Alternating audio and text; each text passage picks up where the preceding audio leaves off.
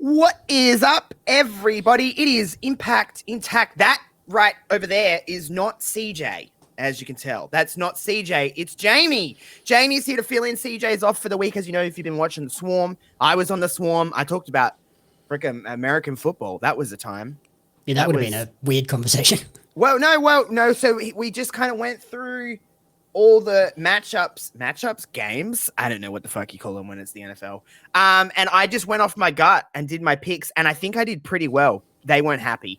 JPJ was like, what the fuck? And then I picked my team based on how attractive the quarterback is, and I picked the Los Angeles Chargers. That seems pretty accurate. And now he's all over my Instagram algorithm. I'm not complaining.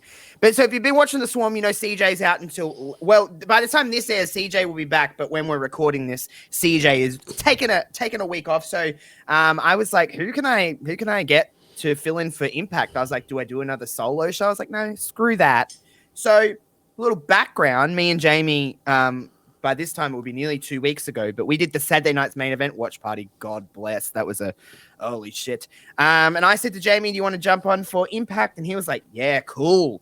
I don't think there was actually no hesitation to talk about TNA, I guess. So before we get into today's show, first off, Jamie, how is everything? And tell us your history with TNA, because I actually think you mentioned to me that you were a TNA kid. Guy. I was a TNA kid when they debuted on. I think they were on Fox Sports initially. Mm-hmm. Yeah, I was all in on TNA when they first arrived here, and then they went to Fox 8, and I followed them over there. And they were on Fuel TV, if you remember, for a little while. You remember that channel? And then they disappeared off everything, and I had to do some nefarious internet things to stay on track with TNA Impact in. Kind of this era, I think, was like the find it online and keep up to date with it, because it was certainly something. But yeah, I was a big TNA guy when I dropped off WWE, and then because that was and then I eventually dropped off TNA because it became too big a hassle to stay up to date. That's so fair, because it was randomly on whatever channels it was on. It was on. In Australia, we're talking about, friends. Everyone's probably going to be like, what are you talking about? In Australian channels, it was like randomly behind, and then they would sometimes air two at once, and then they would be caught up. And I know on Fox 8, it used to be on Saturday nights. That's what I remember, like late Saturday nights. The amount of times I sat up to watch it and fell asleep like 20 minutes in because I was too young to be staying up that late. Yeah, it would be on. Sometimes it would be on at 9, and then other times it would be on like midnight, and you'd be like, okay, cool. And then, it went to like Fuel TV for a little while. So Fuel TV, for those that are outside of Australia, they aired a lot of like, do you remember like Attack of the Show and everything used to be on Fuel TV? That was like that channel. Me too. What a good time that was. It was all like the X Games and all of those sort of like extreme sports, and then just random nerdy things. It was the weirdest combination. It was like a channel for like teenage and young boys, really. That's what it was. It was just like young adult men will watch this channel, basically. I don't remember what freaking night it aired on Fuel. It may have been at the same time. I don't remember. But 2013 is what we're going to talk about today. If it wasn't on Fuel or maybe on Fox 8, we were definitely searching for it. I was definitely watching, though, at this time. So you probably watched in a longer time period than me, because I've famously said on this show, I kind of jumped in around 2007, and then I tapped out about 2014-ish, maybe a little bit later. But they were like my prime years of like, I love TNA. Like I was like going out of my way to make sure that I watched TNA. Now, I was still watching WWE, but I was probably more invested in TNA than I was WWE, but I did watch both. But this era is talked about. We're talking March 14th, 2013 in just a few moments. But this era of TNA is looked at as like a bit of a pooey time in TNA. I don't know. I don't know what your vibe is. Do you look at it the same as like the general consensus of like this era of TNA sucked? Or were you like, it's fine? The Hogan Bischoff era was definitely the downfall. Like I just went back through my Facebook photos and I went to the TNA Impact Zone for Hardcore Justice in August of 2011, and that was like peak TNA for me. Like I was hardcore in it, and it had people like Sting and Hogan on that show. It was like just after Hogan had arrived. But then once they went into this era of, they dropped the TNA, they just became Impact Wrestling. They went to the 4-sided ring, which that was the turning point for me. I was like, okay, I'm less excited about this, and that's when I started to drop off. And yeah, I definitely saw the Aces and Eights storyline, and it's about that time where I was like, I was on the decline.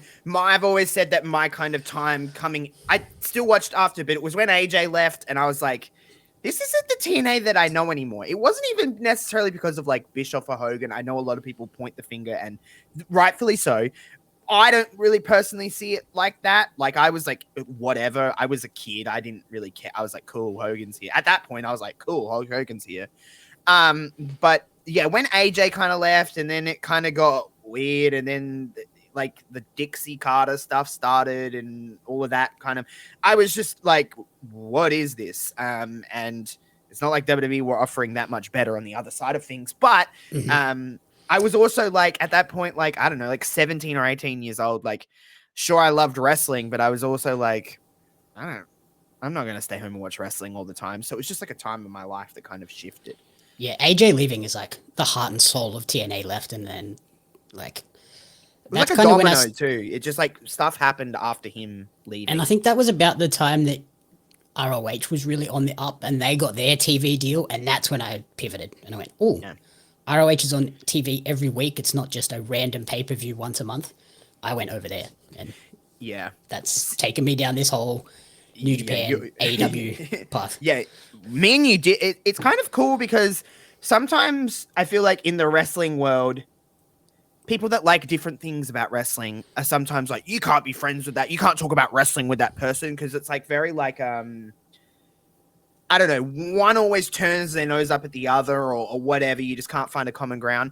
Me and you aren't really like that. We like very different kinds of wrestling. Well, we kind of like the same, but we also like very different things. But I feel like I could be speaking out of turn here, and correct me if I'm wrong, but you're like me. You love wrestling, but you don't care enough about it to be like, I'm not going to yell at you for not liking or liking what I don't like, or whatever. I've just always been on the side of like, wrestling is a variety show. There's something for everyone to love. I'm just like, why argue with people? Just watch what you like. There's that much wrestling now. If you don't like something, go find something that you do. Exactly. It's so weird. So in this time, we're in the thick of like WWE was the only major company. TNA was the closest thing to it. I don't know. It kind of is. They kept saying throughout this episode, we'll talk about this episode. Obviously, we're going to start talking about this from March 14th, 2013, which you can watch on YouTube for free on TNA's channel, or you can watch it on TNA Plus, however you choose to consume it. But they kept saying it throughout the show. This is when they started going on the road. This is their first live show, I think. This is their first live show on the road, which, I don't know. People go back and forth on this, but I like the Impact Zone, sure, but I always think wrestling should be on the road. You need to get in front of different crowds. It does make it feel, because, I mean, it's Chicago, so it has a little bit of like a built-in thing with it already, but this crowd was pretty hot for this show. Oh, yeah. This crowd was into this show, and it looked... I wonder where it was. It was like, the Sears Center. Okay. And it was jam-packed to the roof by the looks of things. It was pretty full. We've been saying this on this show, so this is episode 14 of this show. Whether they're in Impact Zone, whether they're in, this place, wherever they've been, or the different episodes that we've watched, they make it look like, even if there's 800 people in the Impact Zone, they make it look like there's heaps more. They've always really packed it well. Also, as just like a nerdy production thing, the crowd were mic'd really well in this arena. Mm-hmm. You could hear them, which is what you loud. want. I want to hear the audience. So, we'll go into this. So it's March 14, 2013. We're in the I mean, this may be the height of the Aces and Eights story in a sense, because we just revealed that Bully Ray was the leader of the Aces and Eights. So a few episodes ago here on Impact Attack, we talked the Bully Ray and Brooke Hogan wedding. Of course, it's the infamous is it freaking hot in here? Takes off the jacket, reveals Ace and Eights. Taz is there, and all hell breaks loose, and they destroy Bully Ray. They Brooke Hogan's crying, Hulk Hogan's touching his mustache and shit.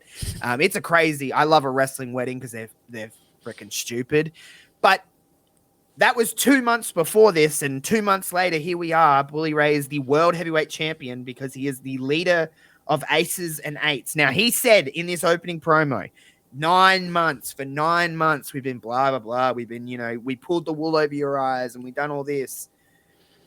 Here's where I get lost in the Aces and Eights story. I don't hate the concept. I really don't. It's like a takeover. It's the NWO, whatever. Been there, done that. It was Bischoff going back to his book of tricks that, exactly. This worked, let's do this again. It is just the NWO, which is fine. Wrestling is notoriously does the same thing over and over again. I have no problem with the concept of this. However, what I have a problem with is that for 9 months, 9 months, they beat the shit out of Bully Ray. Why the fuck would he wait 9 months to tell everyone he's the leader? What kind of a fucking... I just never understood that. I understand if it's like a few weeks, even a few months of like, okay, they're trying to but nearly a full calendar year. Yeah, it's a long time to draw. It's the bloodline. Well, I mean, at least the bloodline. I mean, at least the bloodline had a little bit more layer and depth than this. This is just very like one dimensional. Every week you'd hear that bam, bam, bam, bam, and they've just come out and just beat people up. I mean, they destroyed this man's wedding. Whatever. The Bullies just. They had some awesome people in the Aces and Eights roster, but then they also had like Wes Briscoe and whoever the heck Garrett was. And I was Garrett Bischoff, what the? That was the weirdest shit. Like, I was looking at this. I don't know. I'm not going to be able to tell you everybody that was in that ring, but it was like Bully, Devon, Wes Briscoe, Garrett Bischoff. I think Doc Gallows was in. Was he Doc?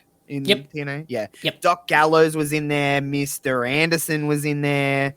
There was, at this point, there was that many members. Nux, was he in there too? Was I make that up? Yeah, I think so. I think Nux was in there as well.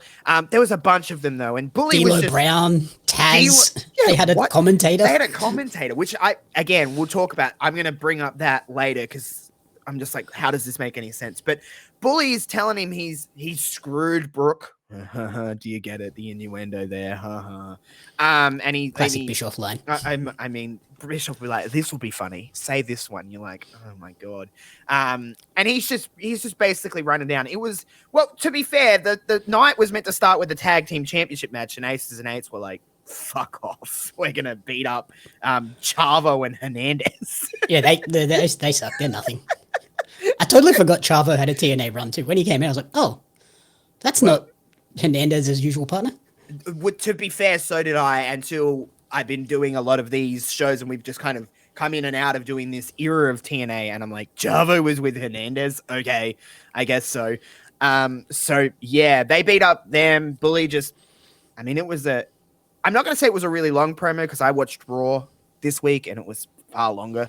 But it was pretty long. It was pretty long. And I was like, to the end of it, I was on my phone and I was just like, this person is still talking. And he said really nothing.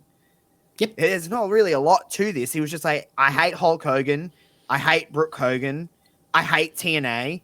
Hulk, fire us. And all of you fans are idiots for believing all of this, basically. Well, basically, yeah. I'm sorry. You've told us everyone for 9 here is dumb. months. You dumb idiots. I mean, but I would say the crowd were eating it up, but at one point they were chanting for Bully Ray. So I don't really know, but that's just Chicago being Chicago, I think. I don't think that was a reflection of Bully not that he was doing a bad job. I try to always remain as just like isolated as possible from like where this heads and how much longer this goes on for. But even in this promo, I was like, we could have hit the points that they needed to hit in less time and more succinctly than what they did. I loved the entrance though. Like it was. Has Bully ever claimed that Mox and the Death Riders are just a poor Aces and Eights ripoff? Because it's kind of what they are. Listen, with the amount of shit he complains about on Busted Open, I'm sure he's brought it up at some point. He likes to have a bit of a complaint, that man. But yeah, no one interrupted, no one come out, no one did anything. They just did their crap, and They were like, and he said the famous line, "Do you know who I am?" And you're like, all right, whatever, man. Oh, that's going to be Bully's new catchphrase. That's like immediately what I remembered. I was like, oh yeah, that's right. That ended up being his catchphrase all the time. But I will say, I'm gonna say this over and over again and beat a dead horse, but the crowd are into it. They were liking it, so I mean, it must be doing something right. The Aces and Eights go on to dominate this episode, though. It's like every second segment is an Aces and Eights segment. It's like, Jesus, okay, we get it. Other than like a few segments out of this whole night, everything is about the Aces and Eights. Yep. There's like a few breathers, which we'll obviously get to, but we go backstage. Sting is there, and he's fucking pissed. He's like, oh, what the hell? I can't believe it. And he's like, I've got to find Hulk. I've got to find Hulk. Because at this point, Hulk he's got the stick. He is the man in charge of TNA at this point. I don't know. You probably remember because you watched, but do you remember the whole battle with him and Dixie of like control of TNA? Yep. They constantly made Dixie Carter look like a fucking baboon. She was an idiot. They always said like she signed over the company without even knowing at one stage. And I'm like, what are you doing? You idiot. You're you're a president or whatever. Was she the president of TNA? Yep. Yeah. Well, what the hell? But anyway, Hogan's in charge, and Sting needs to find him because he's like, what the hell, man? I want to get my hands on Bully Ray and all of these people. Like, so he's flipping out. He's like, I've had enough of this shit. But that all happens, and we'll talk more about Sting and Hogan's segment because I'll have to say about that one a little bit later. But we're only a few days removed from TNA Lockdown. How do you feel about TNA Lockdown? Every match inside a steel cage, of course. I love it as a concept. It's more fun than the way I think WWE does their gimmick pay-per-views, where it's just like only the main events have the gimmick. Everything else is just a regular match. But I love the idea of it's just like we set up a cage and just everything's in the cage. I think it looks better on paper because when you actually get to the show, you're like, wow, there's a lot of cage matches. And some of them don't really utilize the cage. Like there was a few matches I remember watching on Lockdown pay-per-views where it was just like, that's just like a match. They're avoiding the cage on purpose. Yeah. It was odd. But we get a recap of the Knockouts title match from Lockdown, Velvet Sky and Gail Kim. And this is in the time where Taryn Terrell is the TNA Knockouts official, the referee, the whatever for the TNA Knockouts. We've talked about Slammiversary, whatever it was, in June of this year with the Gail Kim and Taryn Terrell last Knockout Standing match. I've always been pretty open about the big reason why I watched TNA was the Knockouts. They were doing a lot better stuff than what WWE was doing on their side of things. It was a night and day difference. And that's not even always to say that they were getting 15, 20-minute matches because they certainly were not. But it was just like they were letting the ladies at least wrestle. So this was a big story. And again, something that WWE never did with their ladies is that this story with Gail and Taryn was adjacent to the Knockouts Championship, which is cool. That's still a problem within wrestling even now. Across the board, yeah. Is that women cannot fight unless it's for a championship sometimes. It's changing slowly, but even, 12 years ago, they were doing something that's different. It's either for a title or over a man. Yeah. It's like, and this was I don't know. I'm sure you remember the Taryn Terrell storyline here with Gail Kim. Because we've already talked about Slammiversary, we don't like to talk about things we haven't covered on this show, but we've talked about Slammiversary and then last Knockout Standing match. I'm sure you remember it. I'm sure you were watching at the time. I'm sure you remember this story. But before we go into this match and what unfolds here, how did you like the dynamic with Taryn Terrell as the referee and Gail Kim and all that kind of stuff? From memory, Taryn Terrell was pretty underrated. Yeah. When she came in, I was like, oh, she's going to be just like your diva type character. She's not going to be that good. But I guess going in there with Gail Kim, anyone can look amazing, but she looked really solid against her. And as these people came out, I was like, oh my God, that's right. The TNA Knockouts division was stacked with talent. Like, what's going on?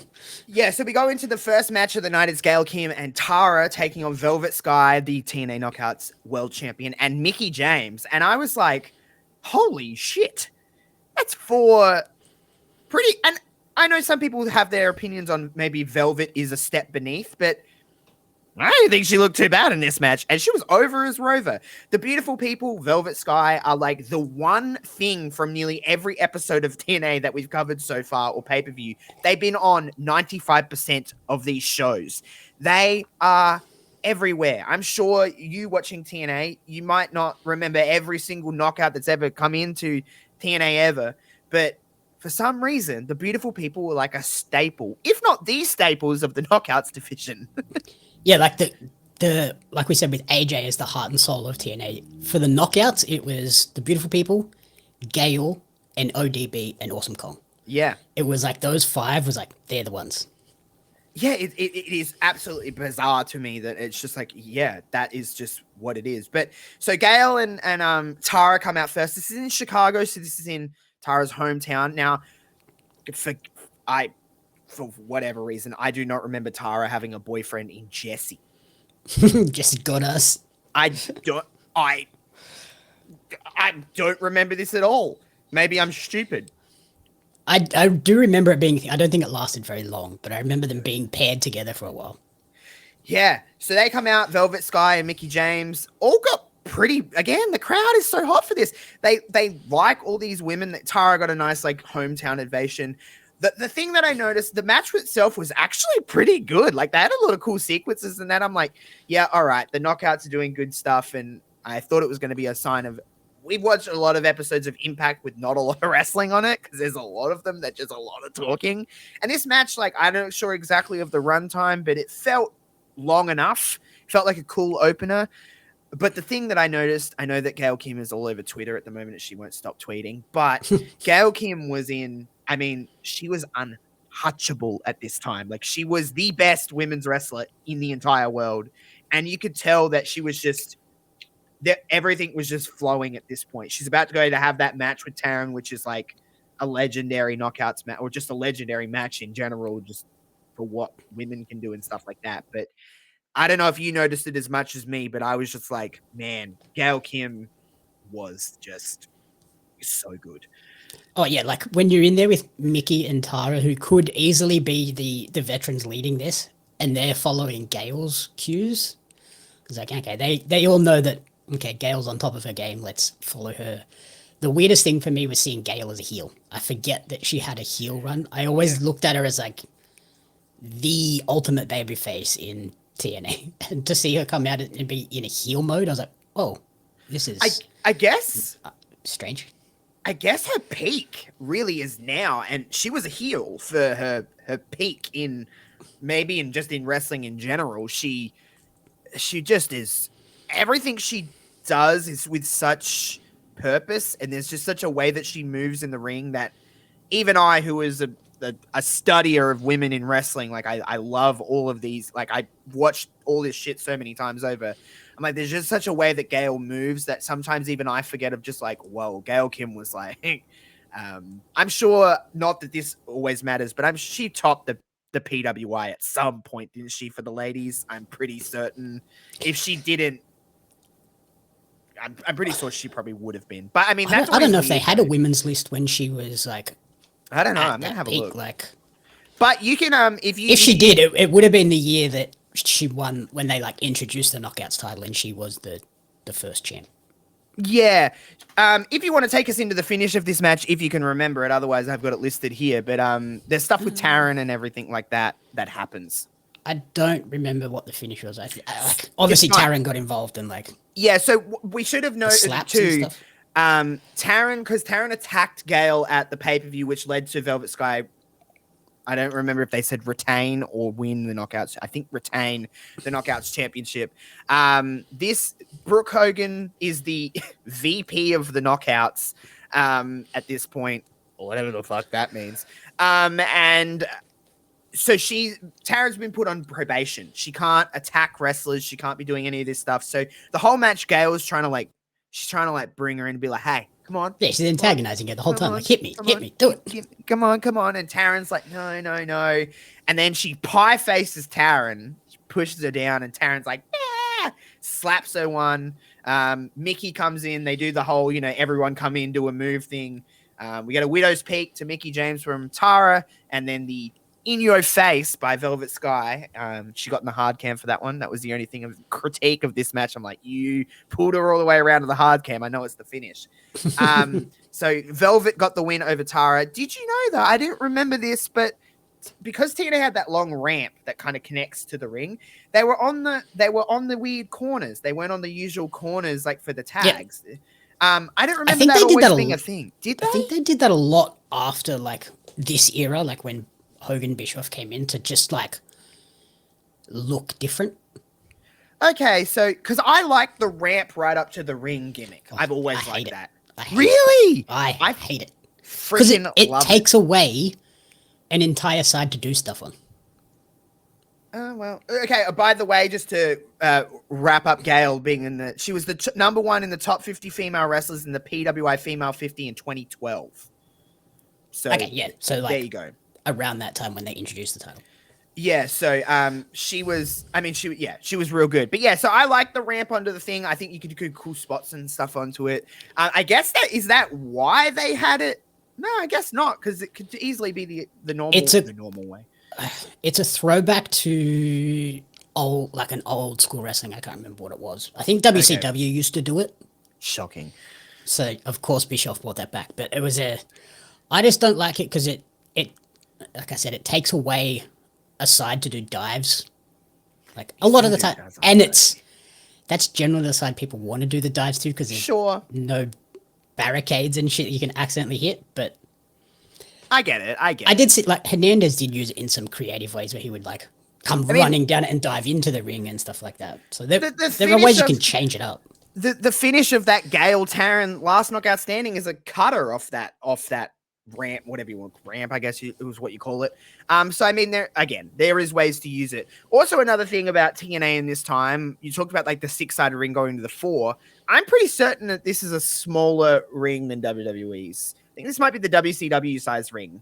Yeah, it's 18 by 18, not 20 by 20. Yeah, and I think WCW used an 18 by 18. So that's probably just another Bischoff thing being like, we'll have a slightly smaller ring. Not that I care about ring size that much, like some people do, but just something. Ask the people that watched AEW Grand Slam Brisbane. Oh, trust me. I was like, do we really give a shit that much? Like, do we really care? 2 feet. It's not really noticeable. Who cares? But yeah, a good little match from the TNA Knockouts there, and I have no idea what Velvet Sky does as the TNA Knockouts champion. In fact, if you asked me if she was the Knockouts champion ever, I would have said no. So there you go. I believe she's a multi-time Knockouts champion. She probably is. But to be fair, TNA had a lot of reigns that were about 5 minutes long, and they did that a lot. They love to hot potato a belt around a lot. So yeah. Speaking of belts, this version of the TNA Impact Heavyweight Championship, fan or not a fan?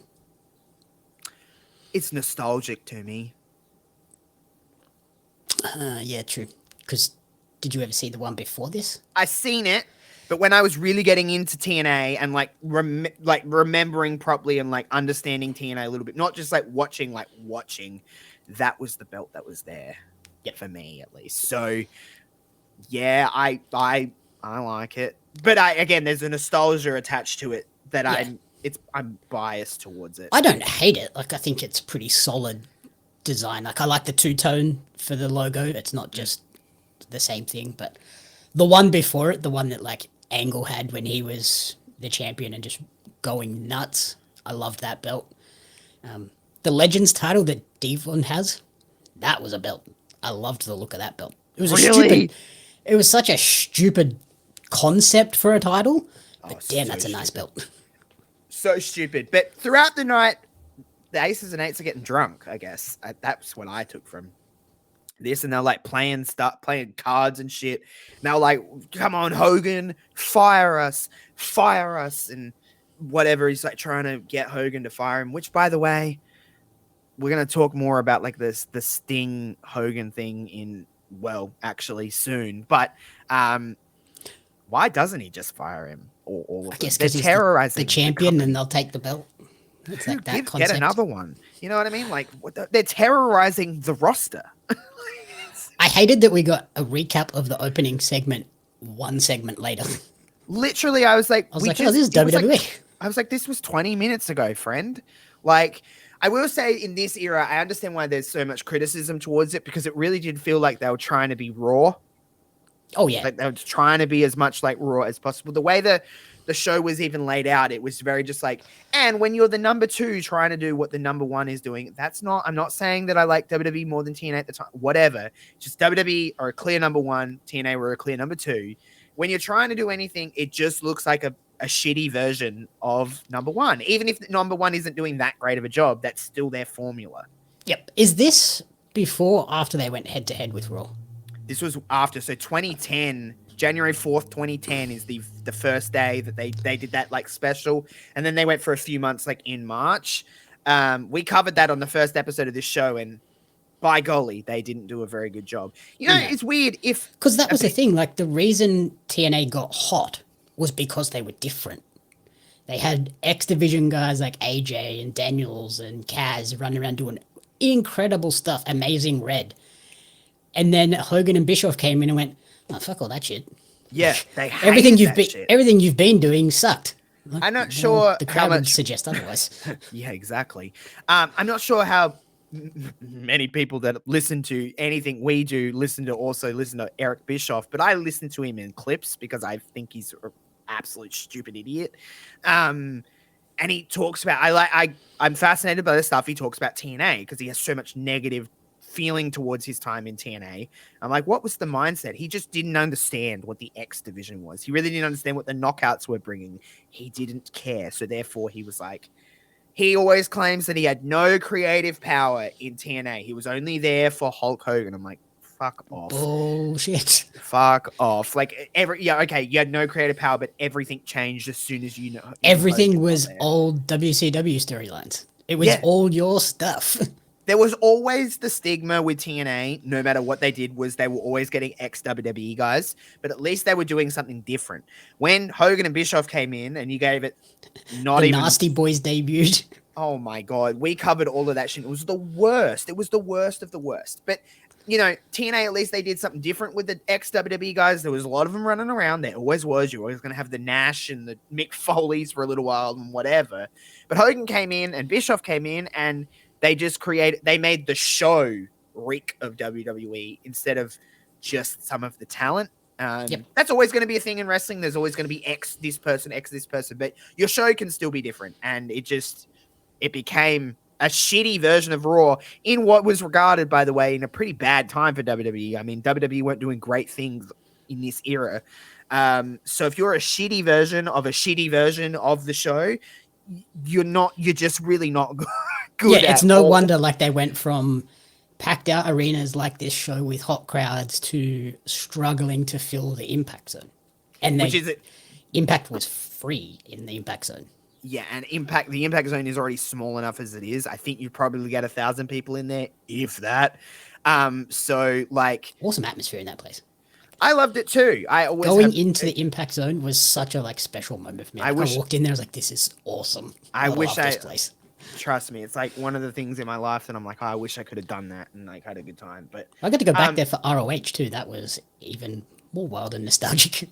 I walked back in there, I was like, I've been here before. You've been here before. So yeah, there's more stuff with freaking Hogan's like doing this, and he's like, piss off. He's angry. He wants to kill Bully because what he did to his daughter was just awful and stuff like that. I'm like, you brought her here. What the fuck? It's your fault. And then we get another match. Oh boy. So get your fist pumps ready. Robbie E is here. I noted something, and I don't know if I'm just looking into this too hard, but maybe not. So obviously Robbie E was the Jersey Shore ripoff of Paulie D. We all know. We've talked about Robbie E. We talked about the episode of Impact where JWoww debuts. Okay, we've talked about Robbie E extensively here on this show. Me and CJ had lots of thoughts on him. But did you note something? Like Christy Hemme was announcing him, and she noted him billed him from the New Jersey Shore. I swear at one point he was from the Jersey Shore. Did they get yelled at? They probably got a nicely worded letter of don't use that. because I'm sure the Jersey Shore was trademarked. Obviously, Jersey Shore is a real thing, Yeah. but like The Jersey Shore is a place, but it's also probably a trademarked name for entertainment rights. Exactly. So he was from the New Jersey Shore, and I could be looking way too far into that. Maybe he was always billed from New Jersey Shore, but I thought he was billed from the Jersey Shore. I think he was, and that they probably got a nice letter that just said, "Please do not use that again, or we will take your lunch." So Robbie E is here, bro. The last time we covered, I didn't hate Robbie E. Me either. I actually quite. I thought he was Jersey Shore mega entertaining. I thought he was doing a pretty good job, bro. The last time we covered Robbie E here, Cookie was with him. She is no longer with him. I think she lasted a whole of about 5 minutes in TNA from her cadence that she had with cutting promos. Good Lord, I could cut a better one, and I've never done it before. But Robbie is here, and it's a rematch from Lockdown with Robbie T, Rob Terry, also billed from New Jersey Shore. Holy steroids. Holy shit. Oh, this man was like he's big. Ridiculous. That's a big dude. Which is funny because like he didn't really do anything in wrestling apart from this like little TNA run under the Bischoff Hogan era, but he had the look. He had a look. Couldn't really do much else. He looked Holy good. shit! This crowd. So this match didn't go for very long. Post match was horrible. We'll talk about the post match, but there was a chant during this match that made me laugh, and I'm so glad I'm doing this show with you because of what you've been watching on my Twitch. The Ryback chants, the feed me more chants in this freaking thing. I was like, if you're a shitty Ryback, you're not doing something right because he was a shit version of Ryback. Yep. And Ryback, you know, whatever you have your opinions on him, not my style of wrestler, put it that way. But they chanted feed me more. I couldn't tell you too many spots in this match because there's not a lot of them. Lots of shoulder tackles and then that weird powerbomb thing finish. And the Lockdown rematch was over in about a minute and a half. Yeah. It was Robbie, it was bad. It was not for good. A show that had what? Is there only 2 matches on this show? Nah, 3 matches? There's 4. There's 4 matches. Yeah. But I mean, you know, if you count it. This was easily the worst. Oh, yeah. But what was worse was what you're alluding to before. That post-match celebration where if you want to call it dancing, to some weird generic porn music that he had playing. And he started fist bumping. And then he did this weird backward roll thing and started doing one-arm push-ups. The dude in the front row, did you notice him turn around? He's like, I don't need to see this. It was so uncomfortable and awkward, and it got worse and worse. It didn't get any better. It's so weird because the crowd were just silent. They were like, "What is going on?" I was like, "What is going on?" Yeah, I don't think anyone knew how to react. They were just like, "What are we supposed to cheer this guy?" Because he's an idiot. And Homeboy had no rhythm. Holy shit. You can't beat those steroid allegations with dance moves like that. Holy crap. It was so uncomfortable that they panned away from the thing to go back with aces and eights or whatever was next. And then they came back and he's still dancing. You're like, what is going on? And I was like, what the hell? It was so weird. But we get the segment that I'm probably most excited to talk about other than the last segment of the night. This thing with Sting and Hulk Hogan was so weird. I was laughing and I don't know why because it wasn't actually that funny. But Sting is like, come on, you can't fire Bully and the aces and eights. Like, I want to get my hands on him, blah, blah, blah. And Hogan's like, you know, that Hogan puffing his lip thing. He's touching his mustache over. By the way, Hogan's on crutches. We should probably also note that. I don't know if Hogan had just legitimately actually just come back from back surgery in real life, one of them. But he was on crutches. It was either back or he might have got knee replacements or something. It was around that time where he was getting surgery all the time. Literally all the time. And still on TV for whatever reason.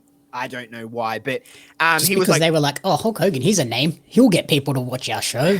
Probably at that time. Which I think worked for that, head-to-head debut against Raw, but then after that, everyone was like, "Oh, okay." I mean, we don't talk about this too much on this show, but obviously in a few years' time, Hogan does some stuff, and he becomes, let's just put in a word, toxic for a very long time in the wrestling world, and then whatever, but and then just spirals from there. But I think that happened in like 2015, so it's not too long after this that he does it, because he was definitely off of TNA television by the time that all come out, right?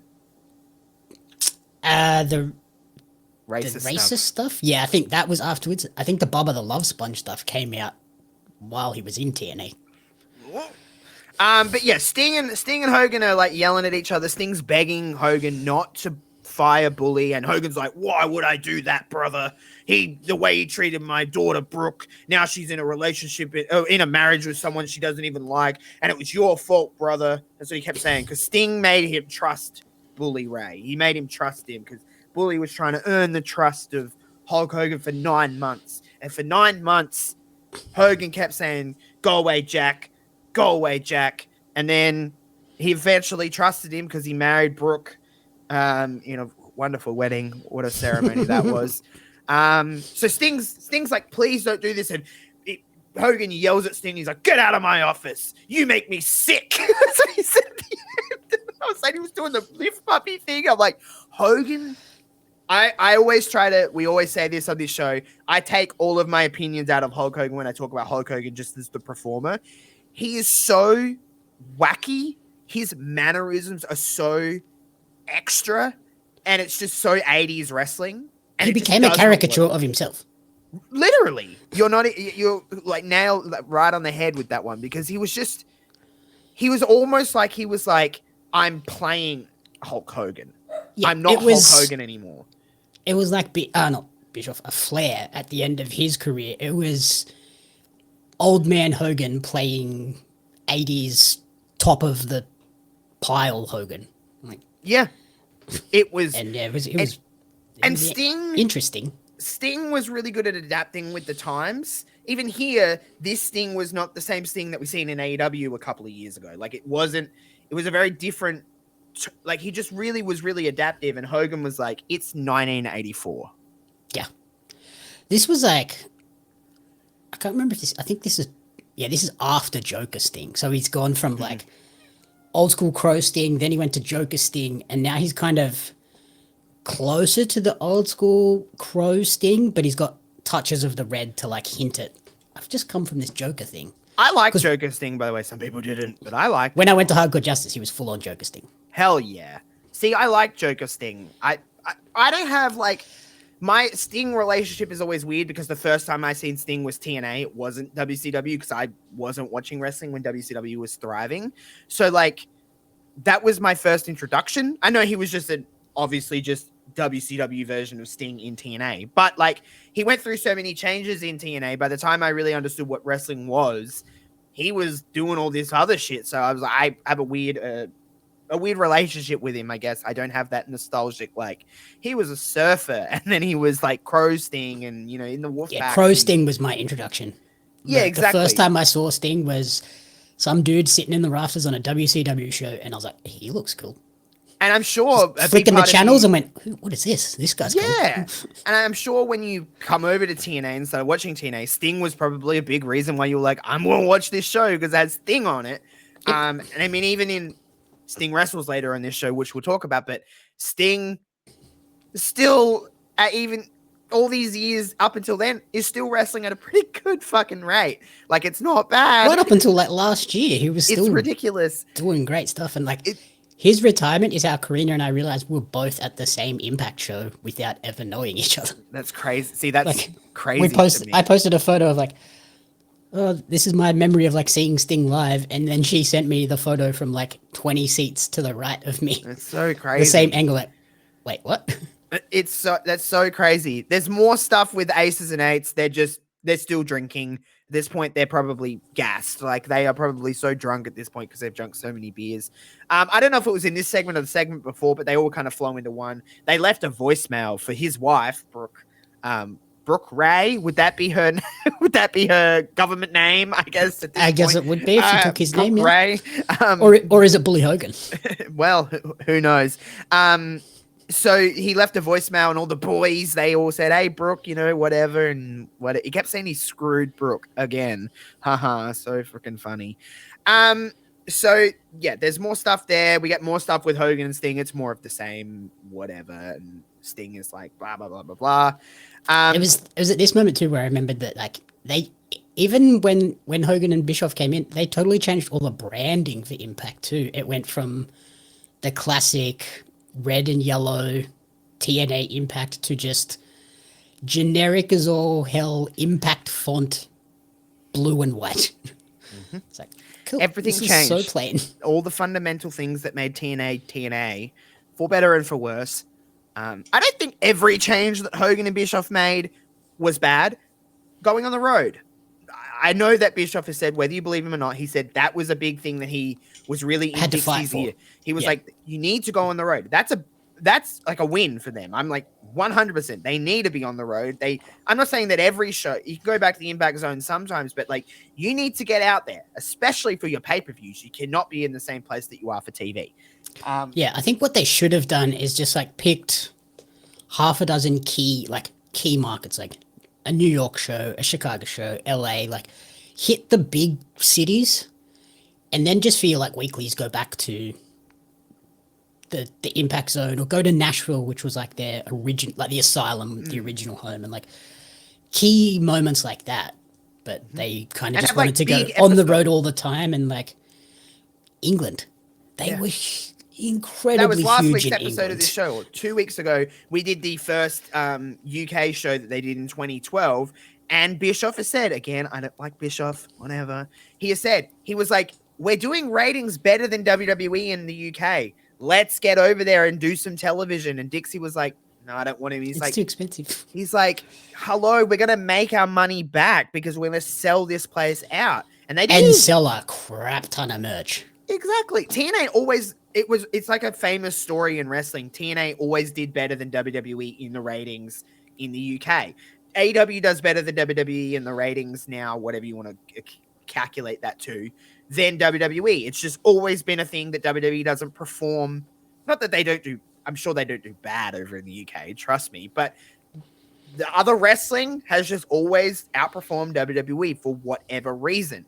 So that, again, a big thing, all my point is that they didn't do all bad for TNA, as some people like to say. They just did a lot more bad than good. I think if they just kept them in like backstage business roles with like key decisions, like get on the road, go live instead of like they've gone back to it, the bulk tapings, which don't have the same like feel. Yeah. But go live every week, get on the road occasionally, awesome stuff. Just keep those two away from creative.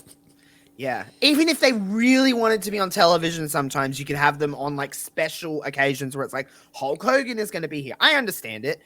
As much as we have like our they could have been Hulk Hogan, but like I wouldn't have cared if they were like general managers and like had on-screen roles. I just don't want them being the ones booking it and doing doing the creative. That's never going to happen with Hulk Hogan.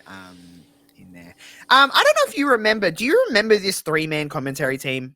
Todd Kennelly, Taz, and Mike Tenay. That was my very first note. Who the hell is Todd Kennelly? And Taz obviously hated him. Taz, it was just weird because Taz was in the Aces and Eights, and he was just like, I couldn't tell if it was like, I'm like, is Taz being a heel commentator, like hating on the other two? But he wasn't so bad with Mike Tenay. But with really Kennelly, he was like, shut up, Kennelly, stop talking about your personal stuff and call the match. Like, what are you doing? So he was being real rude. I know that you've told me before that you were an NXT guy. Todd Kennelly sounded like the other dude that did NXT for a hot chunk of time. Do you remember like Brooklyn era of Morrow?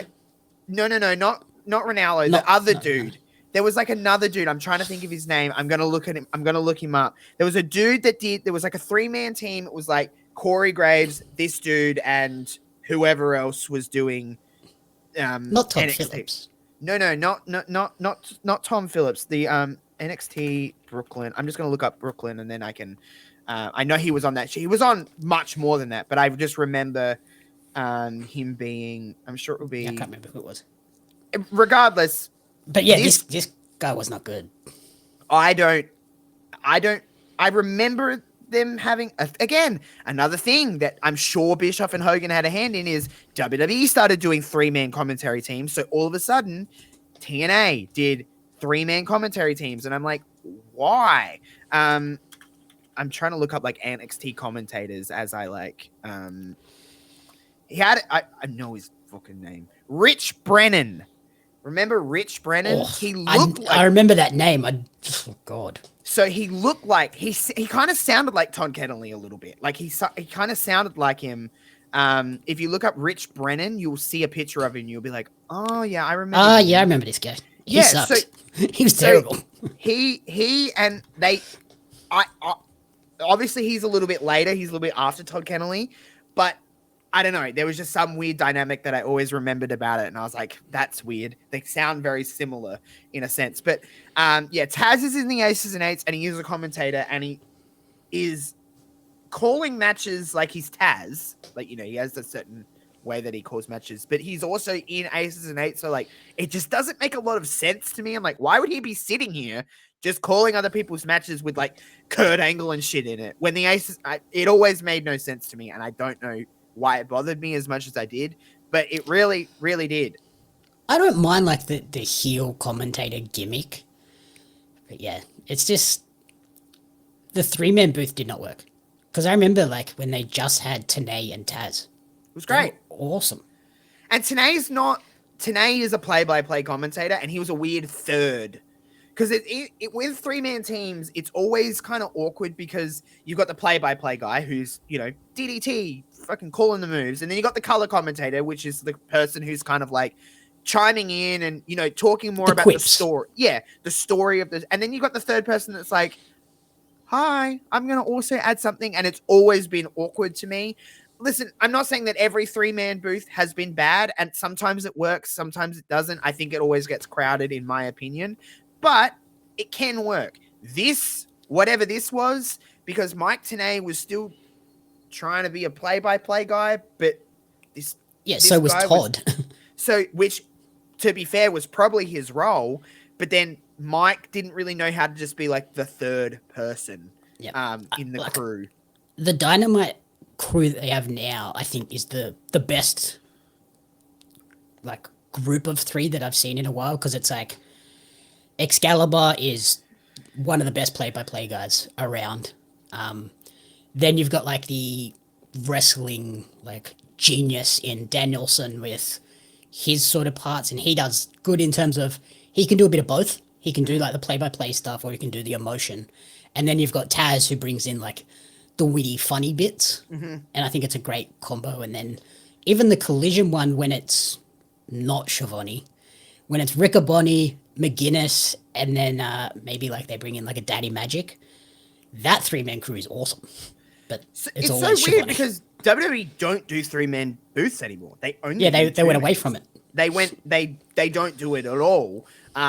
Which again, I'm always going to prefer a 2-man over a 3 always, no matter how good the 3-man team is, because I do agree with you, but I'll always prefer a 2-man team. And this is like a perfect example of like, why is there a third person here? Take them, get them out of here. But whatever. They keep announcing that AJ Styles is going to be returning on this show.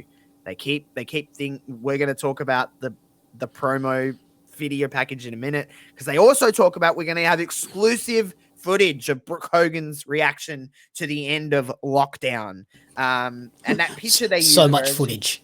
Much footage. But they got this picture of her and she's like, she's like freaking, she's sad and whatever. So Sting is still, he wants to fight someone. The Dirty Heels are here.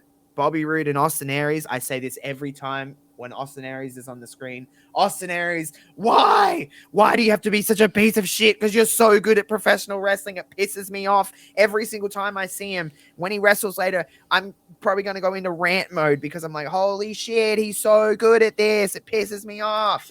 TNA, like early TNA, when he first like arrived in TNA, that run was awesome. Even when he got up to like world champion level, like he was killing it. And then the ego got to him and he just became a dickhead. Yes, a massive dickhead. Maybe one of the biggest like ones that are around at this point. But so Austin Aries is like, you fight either of us? Bobby Roode's got him, and Bobby Roode is always like, he's like, oh, I'm out of here. I actually like this segment a lot. I thought it was a lot of fun. It was very funny. And then Sting pokes him in the forehead and he's like, I guess I'm fighting you. And Austin Aries is like, oh fuck. Oops. So they show this video package of AJ Styles and all of his stuff that's been going on, because months prior to this, months before this, he was going through the Claire Lynch storyline with the baby and all that. We haven't covered any of that on this show yet. I'm kind of saving it because CJ hasn't watched a lot of TNA, and I want to build him up to that, to be like, well, this also fucking happened. It's one of the worst segments in professional wrestling history. That lady recently died. I'm like, oh, so I was kind of like, oh, we'll let that one simmer for a little bit before we talk about that. But because that entire storyline sucks. It was so bad. It was so bad. And that particular segment with the whole of that is so bad. Like, but I get the feeling looking back on it that storyline was the thing where AJ was like, I gotta get out of here. This is not good. But these guys do not view me as a star, as a world champion. They are putting me in these terrible, you're a really drug addict, alcoholic storylines. I'm gonna get out of here. In this video package, Wendy was on there and she's like, I'm scared that he's drinking and he's doing drugs and all of this shit. I'm like, holy fuck, the man he just went through a bit of a bad time with a bad storyline. He's not drinking. He's a goddamn, he's a good Christian boy. Yeah, he's a good Christian boy. I don't think he even like freaking swears, this man. But they show all this and like they're doing interventions and shit with like all their family, and he's like, what the hell? You know, he's like, he's pissed, and he rides away on a motorbike at one stage. I'm like, oh, what the okay. Whatever. So does AJ end up being in the Aces of Eights? Is that like what that was? I can't remember if he ended up being part of it. No, remember this is like obviously what we're going to talk about. He's like the lone wolf kind of dude, and they keep teasing like, is he going to be in the Aces and Eights or will he not? And he doesn't. He does not join the Aces and Eights, because this all leads, I don't think we've covered AJ's last match yet, but this all leads to AJ's like last match, because it's just a few months after this of how they did that, and they had something really cool with AJ Styles in this time with that Evil Ways, and like that was like some of my favorite AJ stuff, and then he just he goes and he's gone, and then it starts all that trajectory to eventually him getting to WWE, which is kind of wild in a sense of like that's 3 years away, but like this, all that's happening right now leads him to New Japan, and then obviously New Japan leads him to WWE, and now he's tag team champions with Dragon Lee. So what the fuck? But yes. I think that motorbike, him riding off on the motorbike, was them planting the seeds of he's gonna join the biker group. Yeah, like they this all starts. It's very on the nose. Yeah, they kind of like start that talk of like, will AJ join? Because he was like very in between. He was like this again, loner. But his music hits, big huge pop. Christy Hemi's like, fuck yeah. How'd you feel about Christy Hemi as a ring announcer? I loved Christy Hemi as a ring announcer. She was awesome. Too. I thought she was a really good ring announcer. That's a former WrestleMania Women's Championship talent right there. She went for the women's title at WrestleMania. What the fuck? But I thought she was a great ring announcer. So AJ's music hits, big pop, whatever. Where is he? What the fuck? And then of course, Bad Influence come out. I should say the Legion of Boom come out. Pre-Costco guys. Yeah, well, listen. So they're kind of they're coming out just like talking shit. At one point, what did they say? Something about his tush or something? He was so yeah, they're making a mockery of the "Oh What a Rush" from the Legion of Doom, and it's "Oh What a Tush." And then he shakes it. But that made me laugh, because there is a wrestler in Queensland called Outback Adam, and his whole story, like he's basically like a Steve Irwin type character. Gotcha. But his like whole theme song is, and he's got a good tush. Gotcha. So like when they said that, I was like, huh, Outback Adam before Outback Adam. Okay, so this may be Bad Influence. I always like Bad Influence. Still, even in this segment, I'm like, this is silly, but it's the kind of silly that I like in wrestling. It's really over the top. It's really stupid. They're really good at being douchebags. Especially in Chicago. Like this is this is Kaz and Daniels having fun, but somehow still getting the kind of like, well, this is cool, but we hate you. Yeah. It's just a good time. The segment, this is like the anti or the opposite of what that Rob Terry segment was, of when he was dancing, where it's like, this is going to be cool and funny and everyone's going to love it. It's like, no, they were doing a good job here. But James Storm comes out. Sorry about your damn luck. And he wants a fight too. And it's going to be Christopher Daniels that's going to get the match with James Storm. Not in a rude way, but I didn't have many notes about this match because I thought it was just fine. Like, they didn't really do a lot. It was pretty solid. We needed to get to the end, which was, of course, AJ Styles coming in. Was it a weird choice to not have his music play for him to come out? So then he got that second pop because he just come out and then his music played after, which I always found was weird. I was like, wouldn't you want another pop out of this?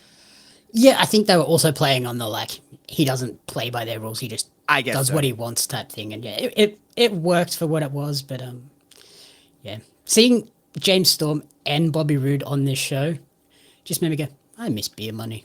They were awesome. I miss. I have a photo in the ring with Beer Money. What the hell? Because that was like one of the at the Impact Zone. One of the things they had was like pay $20 or whatever, and at the end of the show you can get in the ring and get a photo with someone, and you don't know who it is. You just pay for it, and then you get there, and they're like, "Oh, it was Beer Money." I was like, "Awesome, fine by you." So AJ Styles comes in, he runs off Bad Influence. He's like, "Get the hell out of here!"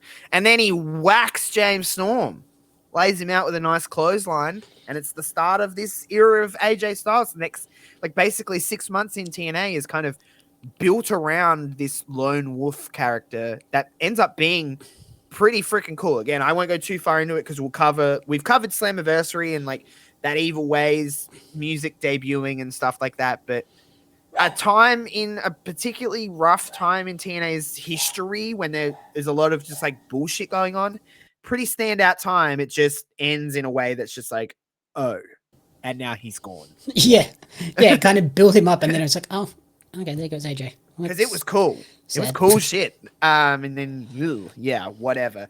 Perhaps my favorite. Love his New Japan run, though. Holy cow. I mean, it all worked out pretty well for AJ, I'm pretty certain. So I don't think he's probably too mad. We got a recap of the Kurt Angle versus Wes Briscoe match at Lockdown. Good fucking God. I remember that match being just It looked like a real banger, didn't it? I'm not going to talk about that match too much, but then Kurt Angle's getting beat up by the guess who? The Aces and Eights, and they're hitting him in his neck. Well, where else would you hit Kurt Angle? They were like forearming him in his fucking neck, and I was like, "That's crazy work." Hey, if I was a heel and I was attacking Kurt Angle, I'm going straight for the neck. I was like, holy shit. So they beat up Kurt Angle, so they made some more enemies for the Aces and Eights. Because they didn't have enough. Yeah, they didn't have enough, and we didn't see enough of them on this show. And then, big hometown pop because Joseph Park is here. All right. I don't think we've been able to talk about Joseph Park too much on this show. I loved every single second of Joseph Park, and I will not hear any other opinions about him. I thought it was fantastic. It was such a cool departure from Abyss to be able to come out. Like, when it first debuted, I was like, oh, God. Like, you just had one of the most over, like, Kane monster heels of all time. And now you're having him in this weird comedy lawyer gimmick. But I'll made it work. And he really did. You get a lot of cheap pops in this promo. Holy shit, he was just like, Chicago. And they're like, yeah, well, not the whole thing. They did talk about the Bears, and they were like, hey, hold on. And then he talked about the law firm of Park was awesome. Yeah, he got the big pop for that one. And all his friends with it. Yep, they were all up in the cheap seats. And then the music hit, and I was like, is this segment going to be good? Then Matt Morgan came out, and I was like, not my favorite, I'm not going to lie. Matt Morgan's, weirdly enough, been on a lot of these episodes that we've watched here on Impact Intact. Never a Matt Morgan guy. But he is the DNA of TNA, and I always thought that was kind of a cool name. Yeah, obviously Hogan and Bischoff saw a lot in him. I saw a lot in him. Like, he had all the tools to be someone. Like, he has the look. He can go in the ring. He can talk pretty well. He has everything you would want. Like, I thought he was going to be a great asset for TNA, and they kind of just... He was there for a long time, but he just didn't do a lot. Yeah. Also, rocking Teenage Jamie's haircut. Well, there you go. As soon as he came out, I was like, I had that haircut. I mean, yeah, I think a lot of us did. Matt Morgan ends up laying out Joseph Park with it. He went for the big boot too early, though. I did notice that. I was like, you idiot. He started doing it, and then he had to like pull back and then do it again. I'm like, that was awkward. But he lays out Joseph Park, crowd boos. And he said, I'll see you next week. Then that. Can't wait to watch that one. That was a setup. It was a setup. You're never going to guess this, but we go backstage to the Aces and Eights, and they're still getting drunk. It's at this point my notes just say, so many Aces and Eights segments. I couldn't tell you what happened in this one because I truly they all meshed in at one point. I was like, I have no... Is this the one where they realized that there was no Aces and Eights merch at all in the building, so they I think it was that got one, really shitty that there was no Aces and Eights koozies and hats and and they're t-shirts. like, we're going to come find you, Hulk Hogan. So they just got like the program and just randomly opened a page and went, that guy. Yeah. It's fucking weird. But finally, we're going to get exclusive footage of Brooke Hogan's reaction to the Lockdown main event. And I'm not even kidding. She was on screen for not even 60 seconds. Yeah, was it even 10 seconds? She was literally just her like running through the hallways, smashing shit, smashing screaming. shit. Brooke, rah! And I was like, holy shit. And Brooke, and she was like shaking. She was like, oh, so many people in my life has used me. Where's my dad? And I was like, oh my God, this is brutal stuff. Brooke Hogan, she's pissed because she got screwed by Bully Ray. Take that however you want to perceive that. That there's no sexual innuendo meant there at all, because she's a woman. It made me wonder how much did they film for this? Like, how long is the raw footage of this segment? And they went, this is all we can use. Imagine they're just like telling Brooke, they're like, okay, run down the hallway, knock off a heap of shit, and just act really sad or angry, sad, I guess, yeah. Sad, angry, whatever she's portraying. I wonder if they had to cut a promo. Because I would love to see the raw footage of that promo if there was a promo. I have no ill will towards Brooke Hogan. She's never done anything to me. She's always famously, later in life, not had a lot to do with her father, right up until... Even after. Well, yeah. Wrestling is not for everybody. And I'm sure in her brain, if you want to look at it this way, I'm sure it was great for her this year. She was on TNA and she got to work with her dad and, do what he loved and see if she had the passion for it. But it's not like her dad was a 6-star wrestler, and it's not like Brooke was getting in the ring at any stage. Think that was ever a conversation? Surely that would have come up at some point, being like, can you do it? I'm sure if she could do enough to get by and people not be like, she sucks, I'm sure she would have been Knockouts champion at some point. I mean, they had the girl from Survivor wrestle fucking Queen Charmel, so they can have Brooke Hogan wrestling if they really need. I imagine they got her in the ring and went, oh, you are horrible. He's not great either. You can't even do the leg drop. No, so imagine that, Brooke Hogan doing the thing and then doing the leg drop. I'd still probably pay to see it. But anyway, yeah, she lost. That would have been her finish. Absolutely, it would have been. Holy shit. But yeah, she losing her mind. I mean, she's now married to a gang leader. El Presidente. Yeah, president of a fucking gang. Motorcycle gang. Whatever you want to call them. It's main event time, though. It's not the main event segment, but it's the main event match. Austin Aries is going to take on Sting. And they wrestled for a good, nearly 15 minutes, I think. Mm-hmm. And it was pretty freaking good. And again, my catchphrase on this show, Austin Aries, why? Why do you have to be the way you are? Because you are so good at this. If you told me in 2013 that he was one of the best wrestlers in the world, wouldn't have argued it. 100%. I would have been like, he could have been the best in 2013. He was on fire. Sting was Sting. Sting did all his spots. Even a quote-unquote step behind Sting is still better than majority of people. So he's doing just fine. I thought this match was really, really fun. I thought they had a great match, and then it ended in a DQ. Yeah, and then the Aces and Eights came out. But yeah, like you said, Austin Aries was awesome in this run. Then he went to ROH and had another awesome run there, but like he Then he just went the to way WWE, if everyone remembers too. that's true. And that was okay. I couldn't tell you the amount of things that he didn't do. Like he was there for about. Why did he go? Did he do something? Did he start being Austin Aries? Probably. And then he was on Head out of just there. no. Yeah, But yeah, like he just the way he moved and like the suicide dive that he hits, it's so like the way no he one's runs ever is done just it so like that. unique. I'm like, that's And it the way he looks like weird. moves, he's just so. I hate that he's such a douchebag. He's just the worst human being alive. He's just horrible. But he's Yeah, And if I'm you could get sure- like the does he first still 6 wrestle? months of an Austin Aries in a company run forever, he would be the greatest wrestler in the world. Is he still But- wrestle? Yeah, he's an MLW, and I believe okay. he's coming to Australia soon. Oh, can't wanna wait to go? go see that one. Can't wait to go see him. I'm sure though, taking everything else aside, he's probably still pretty okay at wrestling. But just a massive dick. Just a massive, what horrible world views that man has. But man, Austin Aries and Sting main eventing your show they're certainly a lot worse that can be main eventing your show. But they had a pretty good match again. Hey, we could have as Wes Briscoe in the main event. Jesus Christ, he wrestled like a bag of crayons, didn't he? It was bad. But Aces and Eights come in and they fucking like beating up. Well, they're beating up Sting. Austin Aries and that ran away, didn't they? Yeah, Because they're heels. they're smart. They're smart. They're They dirty get out of heels.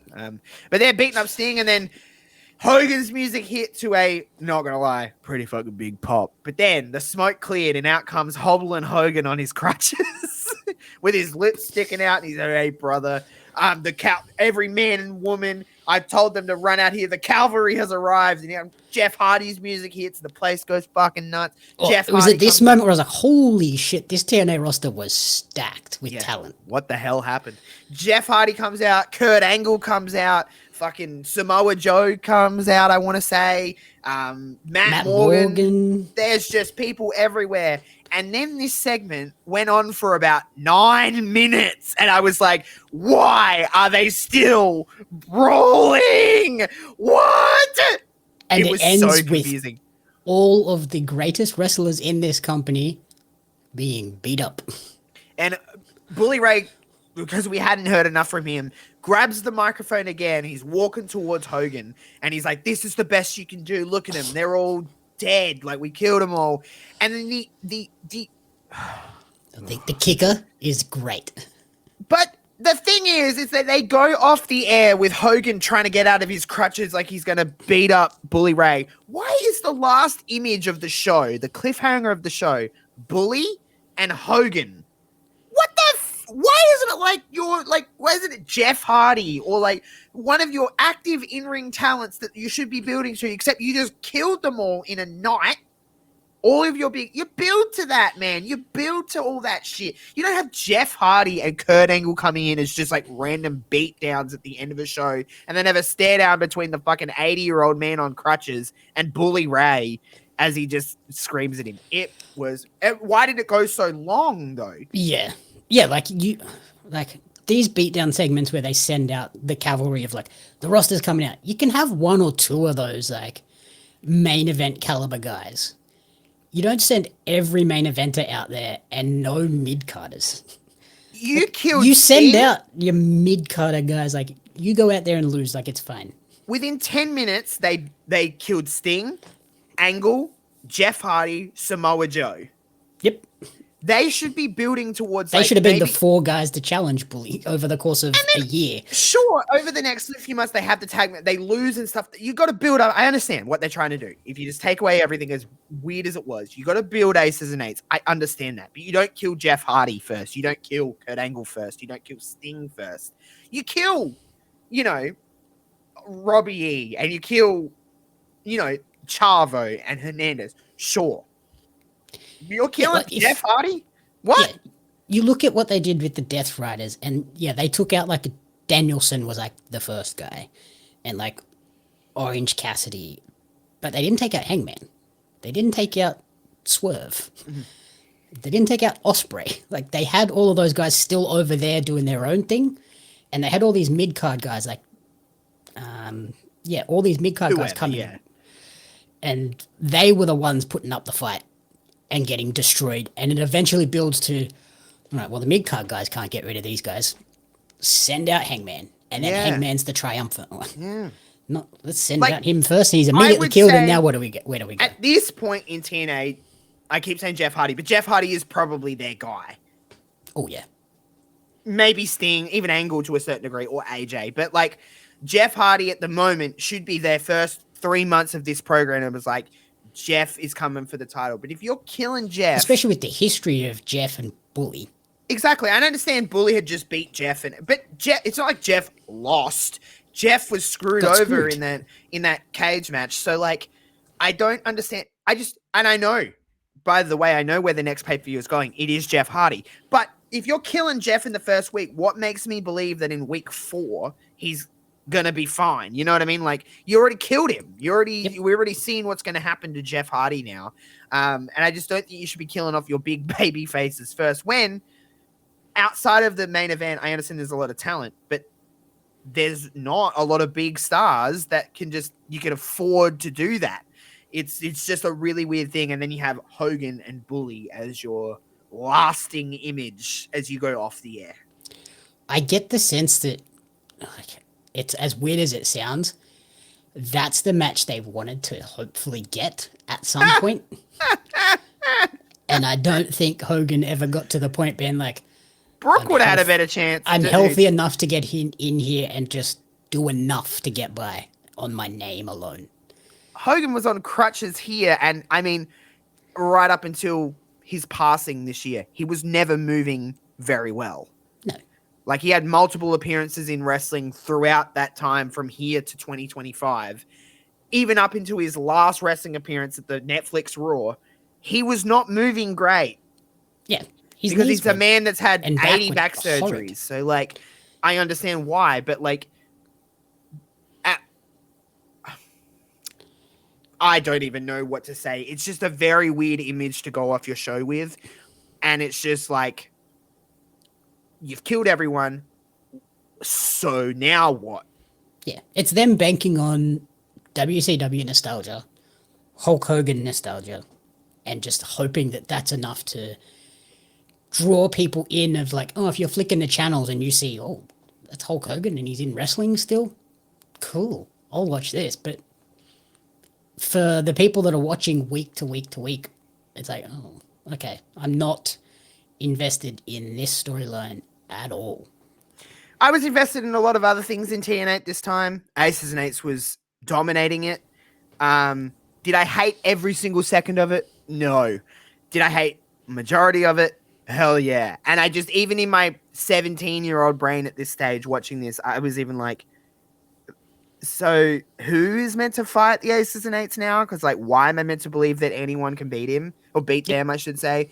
And eventually we get to where we get to, and I understand that, but I don't know. I didn't realize that in the first week of Bully Ray being there, you killed Jeff Hardy, Sting, and Kurt Angle. Mm-hmm. In the first week. That is crazy. Who do you want to come out and fucking be the cavalry? Magnus? You kidding me? What the hell? Actually, Magnus I think he was also there. Actually, I was going to say, he was also in there being killed. Magnus. Because he was the other guy that was like, he's their guy. Magnus, fuck me. No offense to Mr. Nick Aldis. He's fine now and he got a lot better. But Magnus in that time was horseshit. I remember him being horseshit. He was horseshit. The Magnus Spartan character sucked. When he went to like full Nick Aldis in TNA, I was like, okay, sure. Now he's yeah. A bit. It eventually got to where we got to, but like, man, I spoke out of turn. Then Magnus is not going to save the day because they killed him as well. You may as well just set Chicago on fire at that stage because they killed all the damn baby faces. Who's next? Was Christian still with them at this time? No, Christian was in WWE at this point. Yeah, see, that was. Christian was like that would have been the other guy. Like if they still had Christian, there's 6 to 8 months of Bully Jeff, Bully Christian, Bully Jeff Christian. Kurt's in there, fucking Sting's in there. We actually watched the episode, the Slammiversary, like I said earlier, with the Gail Kim, Taryn Terrell stuff. The main event of that show was Sting and Bully Ray, and you're not going to believe this, Jamie, but it was overbooked No. to hell No. with the aces and eights. And guess course. what? Guess what they do at the end of that? Kill Sting. They killed him.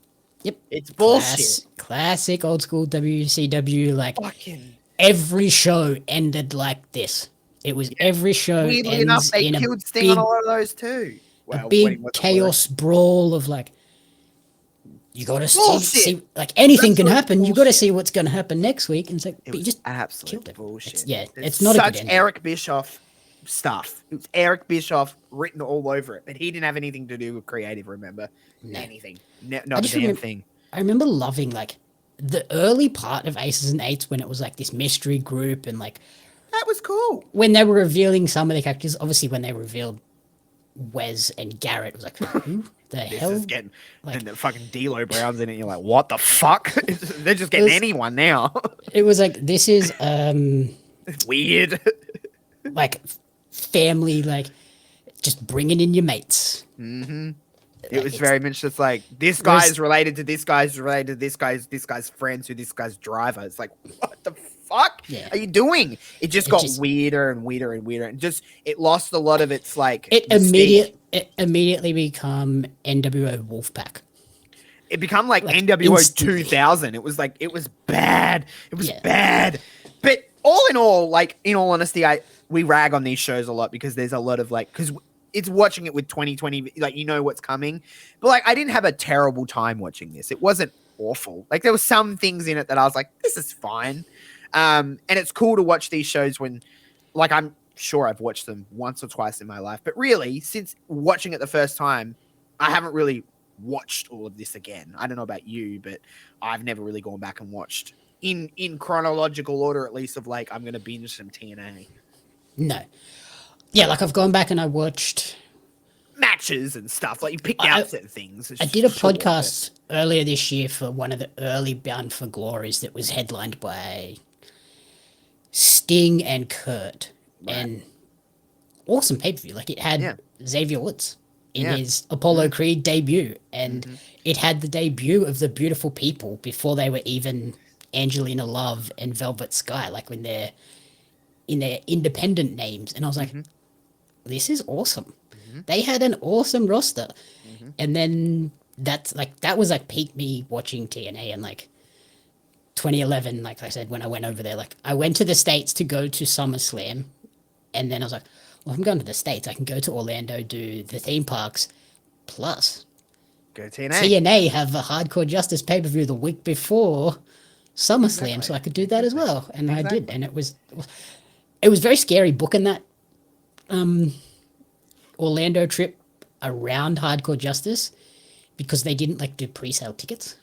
Ooh. It was just like you go to the theme park and you line up, and if there's room, you get in, and if there's not, God, that you would don't. Stress me out. I don't like that shit. That would stress me the fuck out. The key was for Hardcore Justice, it was if you were in the park, they took those people first. So okay, that's all right. I went to Universal on the Sunday to be in the park for the Hardcore Justice, and then the others, you would just go there early in the morning, line up, they'd give you a ticket, and then you could come back in the evening and go in. Yeah, right. So I did that for the others, and such a fun time. Good Lord, I would have loved to do that when I was, oh my God, when that was all peaking, it would have been a fun time. But I didn't, so whatever. I guess I'll just go and jump off a cliff now. But hell yeah. Thanks for joining me, Jamie, for this. These are fun to do just to like, when I just gave you a random episode, because it really was just kind of a random episode, I'm like, this will do. And I'm sure I was like, we'll get content out of this. And I'm actually glad it ended up being this episode because some of it was weird. And it does. Yeah, like we said, there's some awesome stuff. And then there's just some moments where you're just like, what is happening? Because CJ, bless his heart, the reason this shows the dynamic that we have is because CJ didn't watch TNA and I did. So like he's watching a lot of this stuff from, I say didn't watch TNA. He's watched like, you know, he's seen like bits and pieces, not full episodes. Not full episodes. So like this is the first time he'd seen like the Brooke and Bully wedding and like, you know, like we watched the very first 2-hour impact and stuff like that. And it's just cool to watch it from that perspective, being like, yeah, this is what happened in 2007 when I'm just like, yeah, I remember kind of watching this stuff. But it is kind of nice to talk about something where it's like, holy shit, I can talk about aces and eights and be like, this is where it gets to. And you're like, yep. And you're like, oh boy, this is oh boy. And then it all happens. So, yeah. Has CJ seen that, like, was it Ultimate Escape, the one with, like, the dome? The Asylum? That's the one. The Steel Asylum? The very first episode we did, the January 4th, 2010, the very first Monday night episode, that was the first match of the night. And he was like, what the fuck is this? How do they do this? Yeah. And I was like, I don't think they knew how to do this. I was like, I didn't fucking know how to watch it. And I've watched a few of them. They all work great. They all stunk because it was so hard to do. They all got stuck. It was just very awkward. The Steel fucking Asylum. Holy shit. Ultimate X, though, one of my favorite matches. Love Ultimate X. We actually haven't covered it. Oh, no, that's not true. We've covered Ultimate X on this show. Hell yeah, friends. Well, of course, make sure to like, share, subscribe, do all that stuff. Leave a comment if you're watching on YouTube. If you're listening on Spotify or Apple, make sure to rate us 5 stars. It helps us with the algorithms and stuff like that.